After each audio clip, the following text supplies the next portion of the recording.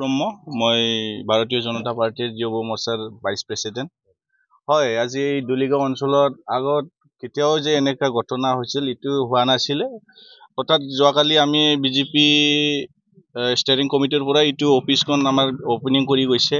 নীতু বাইদেউ আমাৰ ওমেন্সৰ প্ৰেছিডেণ্ট এইটো কৰি গৈছিলে ভালকে।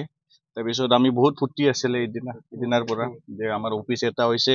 এতিয়াতো বিজেপিৰ পুৰা ঢৌ চলি আছে আমাৰ পৰ্বতজৰা আৰু গোটাই BTCত। এইকাৰণে মানুহ চাগে কিবা এটা চকু লাগিছে বোধহয়, বেলেগ বেলেগ কিবা দলো হ'ব পাৰে বা ব্যক্তি এটা থাকিব। ব্যক্তি এটাতো হ'ব নোৱাৰে, যিহেতু এটা দলৰ কিবা আছে অফিচখনত।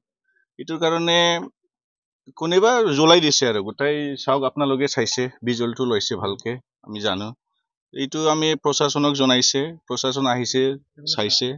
তাৰপিছত এই প্ৰশাসন আমাক কিবা এটা কৈছে আৰু যে হ'ব, কিবা এটা সিদ্ধান্ত হ'ব, কিবা এটা মানে জাষ্টিচ পাব বুলি কৈছে।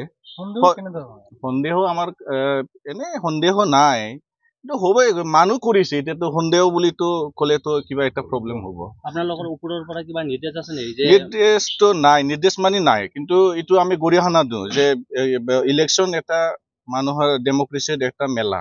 সবাৰ দায়িত্ব থাকে যে পাৰ্টিৰ কি কৰিব লাগে, ৰাইজক কি কৰিব লগা আছে, এইটো কৰি পেলাই আমি ইয়াৰ পৰা প্ৰতিনিধি পঠাই পিনি ভাল এটা হ'ব বুলি অনুভৱ কৰে। কিন্তু আজিকালি চাওক, এইবিলাক হিংসা বস্তুটো আমি ভাল নাপাওঁ। বিজেপি দল হিচাপেতো আমি একদম বেয়া পাওঁ এইখন বস্তুটো।